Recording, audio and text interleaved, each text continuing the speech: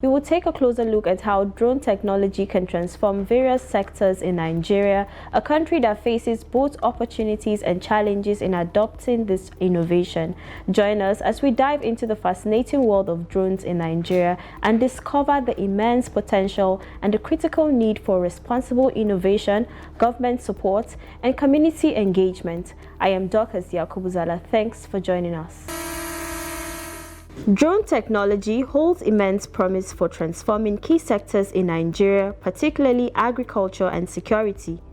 Drones offer the potential to enhance agricultural efficiency by monitoring crop health, detecting pests, and optimizing resource applications. Additionally, they can improve transportation logistics in remote areas.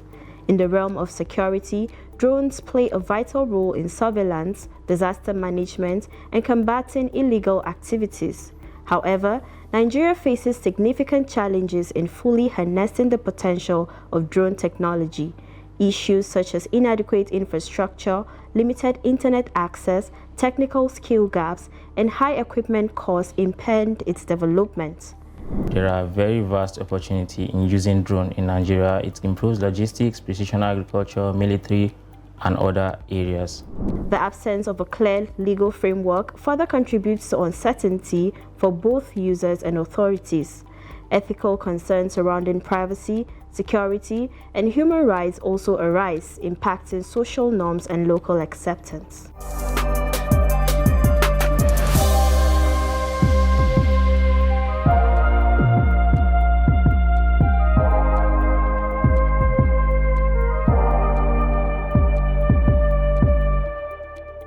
Welcome back from the break. In case you're just joining us, you're watching Tech Talk on Trust TV.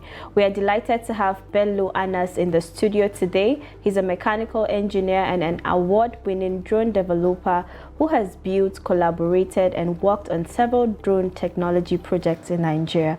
You're welcome to the program today. Thank you very much. All right, to start, what sparked your interest in drone technology? Okay, actually, this date back a long time ago, when I first heard the word drone from my dad. So getting to find out that aircraft can actually fly without humans, it was so fascinating. So I started making research. That's when I got to find out that even as the drone, there are different categories of drones and different types. So I started making my research as far back as 2009. But due to restrictions of material and accessibility to some key equipment and avionics, I wasn't able to build an actual flying one. So I was building model, just like a skeletal system.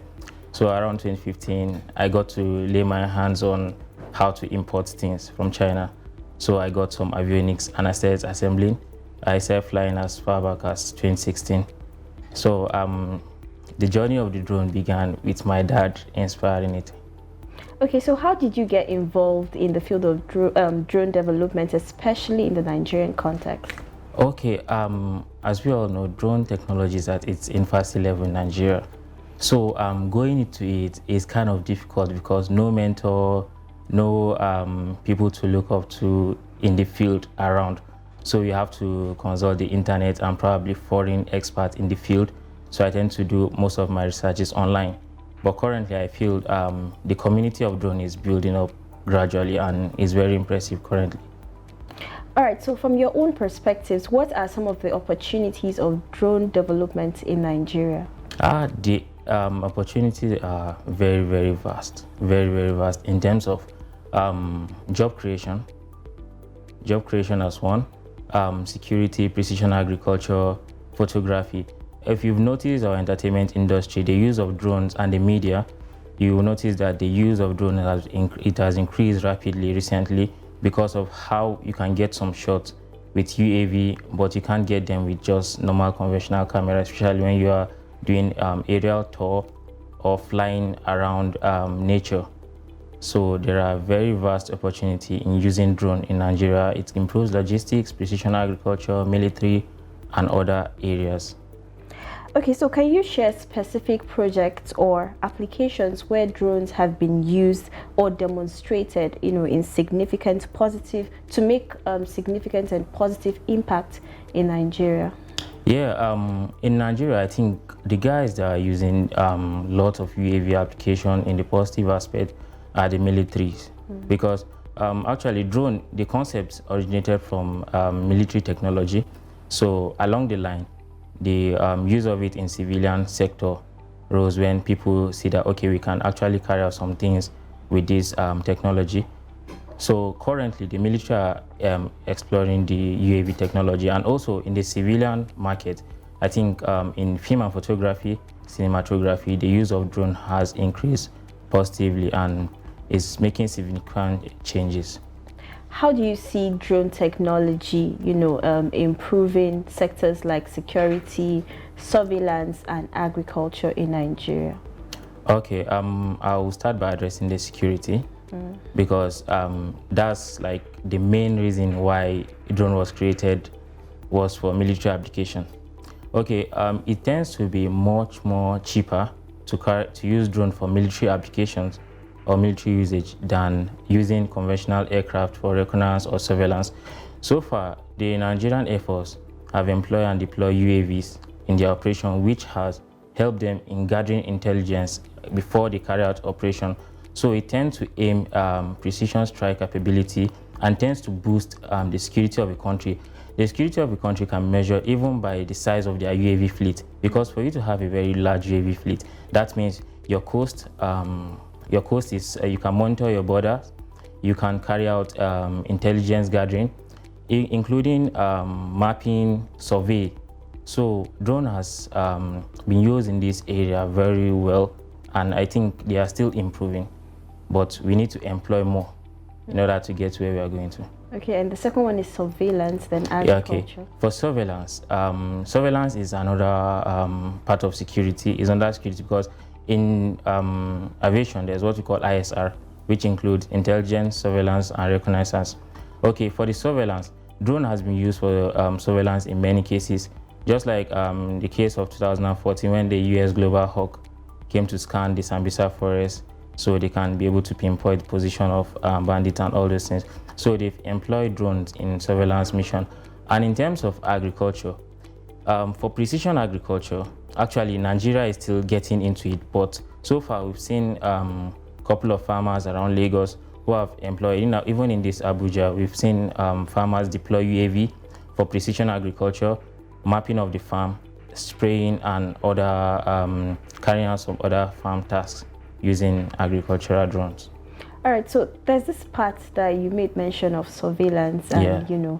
how would a country ensure that other countries are not spying on them using drones? Because that's like a major issue with drones. Yes, actually, this is a global problem where people tends to try to monitor their border or monitor their airspace in order to prevent drone infiltration and invasion. So I feel Nigeria will need to invest in anti-drone technology, and also we can improve our air defense system so as to monitor our airspace, because everything with advantages also has its disadvantages. They are very relatively small aircraft, so they are very hard to detect when they are in your airspace, and they can cause significant damages when they infiltrate to a very high protected environment. So I think countering drones and monitoring them all depends on how secure our airspace is, and that's a project of the Airport Authority, the Nigerian military, and also the Nigeria Comsat. That's a communication satellite where we can be able to keep track of our airspace and other flying objects around us. Still talking about security, have you worked on projects involving drones for security applications, and what were the key learnings? Okay, I've currently working on, and hope to work more on security drones. Yeah, what I noticed about security drones and their kind of limitations in Nigeria is lack of, let's say, before you can maximize drone capability, there are many key sectors that need to be working hand in hand. Just like, for example, the communication range now. We need, for a long range mission, you need a very high frequency transmission system, which the provisions are not easily available here due to some restrictions and all.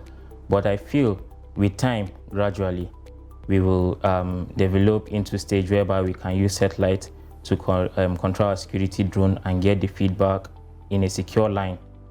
Yeah, so I feel that is at its infancy level currently. Given the current infrastructure limitations in Nigeria, what challenges do you think drone developers face right now in the country? Okay, speaking from experience, I think the first challenge, which I think I'll need to address first, is cost. Cost is a major factor. And in terms of infrastructure, there are no provisions for drone developers. When I mean provisions, I mean, like, for example, a flying field, and people just have to use probably a football field around or a nearby field to fly their drones. So to show that the country didn't make provisions for drone developer, which is something we need to look into in order to build a community larger if the provisions are put in place. Yeah, so I think the infrastructural limits, I think, is lack of provision for flying fields and also the cost. Yeah. How do you think, or what do you think can be done to, address these issues? Okay, in order to spark ideas, the government needs to, let's say, encourage people to go into this field. What I mean by encouragement, if probably drone racing leagues organize exhibitions where different developers can come to exhibit what they've produced, I think that will boost drone technology in Nigeria and also help bring in more like minds into the field. Because when this person is developing, he faces these challenges, and this challenge, it can kill the idea in him.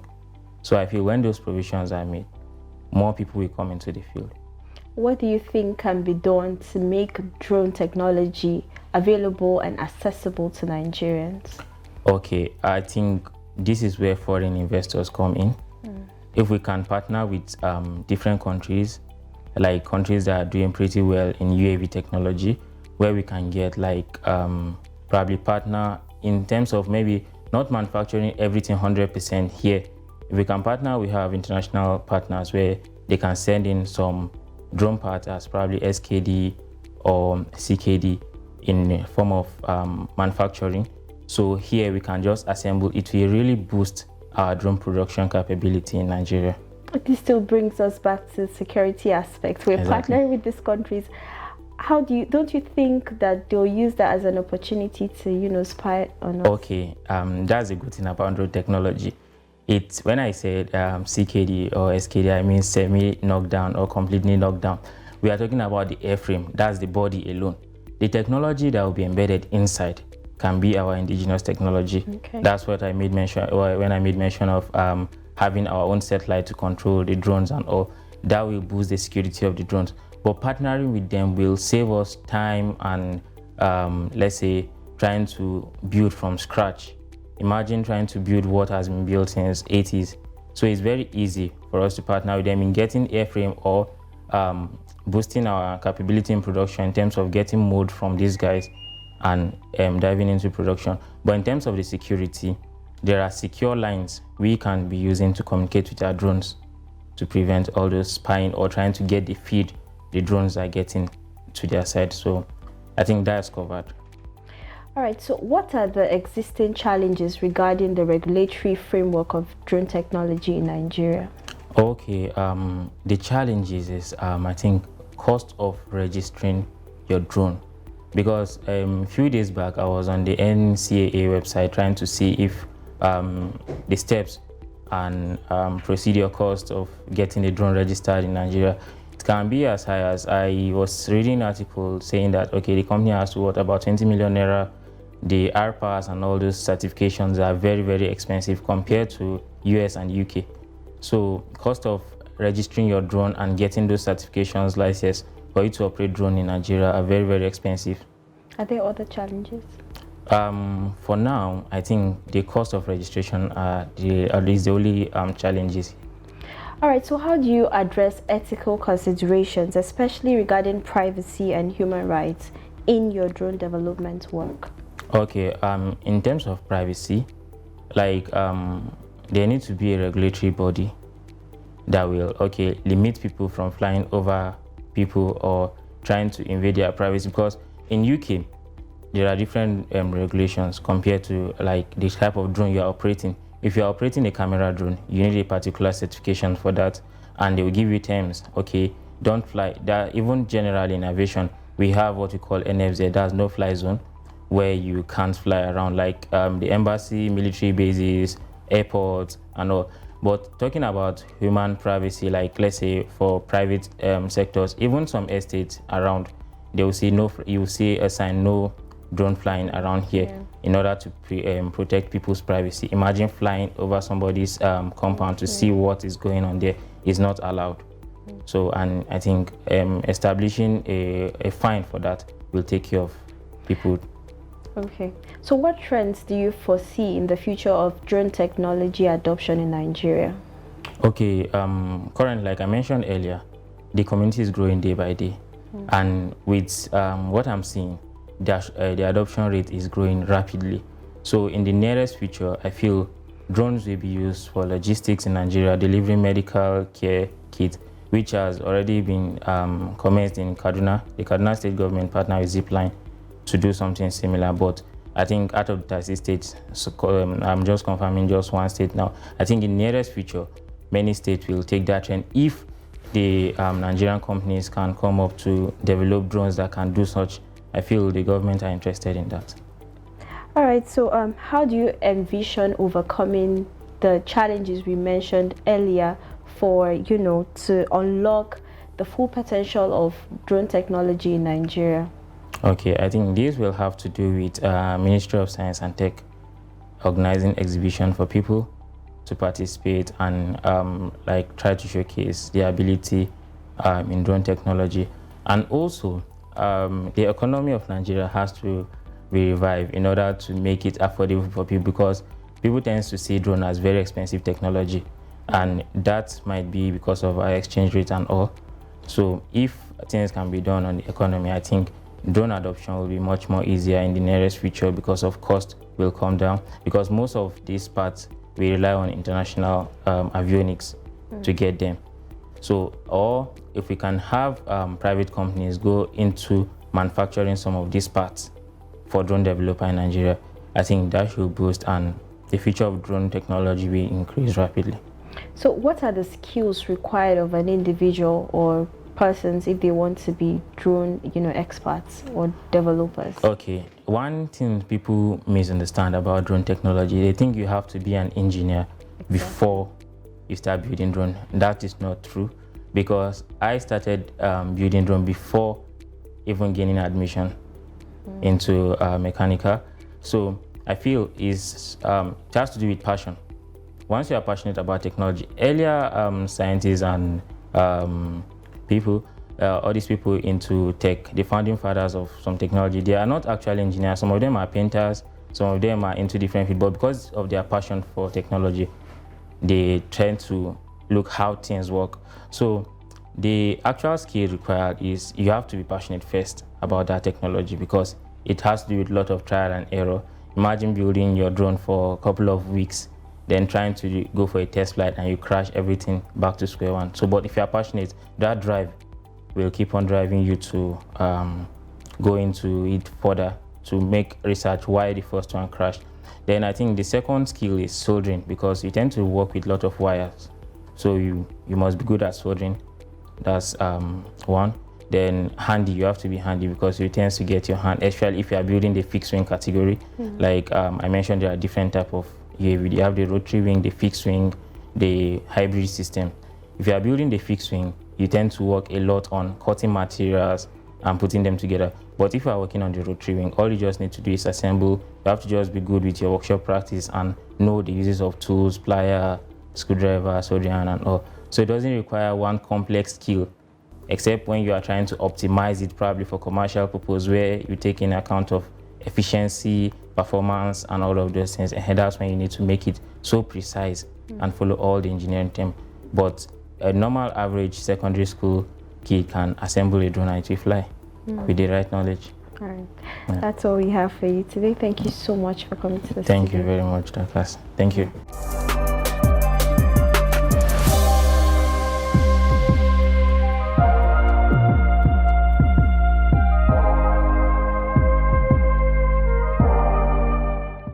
Today on Tech Tips, we'll be giving you tips on flying or operating a drone in Nigeria.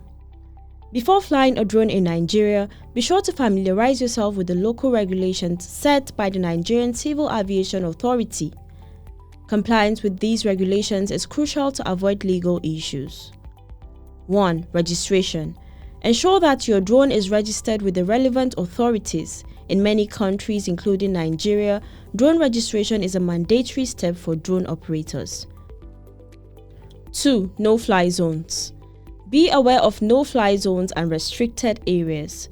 Avoid flying your drone near airports, military installations, and other sensitive areas. Utilize geofencing features available in some drone models to help prevent inadvertent entry into restricted zones. 3. Weather conditions. Consider the weather conditions before flying your drone. Nigeria, like many other regions, can experience variable weather patterns. Avoid flying in strong winds, rain, or adverse weather conditions to ensure the safety of your drone. 4. Battery management. Manage your drone's battery effectively.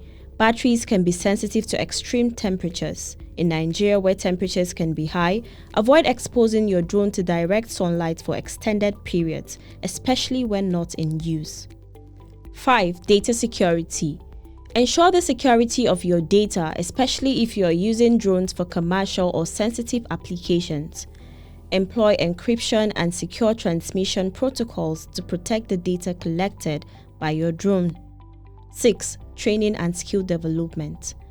Invest time in training and skill development. Understanding how to fly a drone safely and effectively is crucial. Consider taking courses or certifications to enhance your knowledge and skills. 7. Maintenance. Regularly maintain and inspect your drone. Check for any signs of wear and tear and follow the manufacturer's guidelines for maintenance. These can help prevent mid-air malfunctions and ensure the longevity of your equipment. 8. Insurance. Consider getting insurance coverage for your drone. Accidents can happen, and having insurance can help mitigate financial risks associated with damage or loss of your drone. 9. Community engagement. Connect with the local drone community. Engaging with other drone enthusiasts and professionals can provide valuable insights, tips, and support. It's also an excellent way to stay updated on any changes in regulations or technology.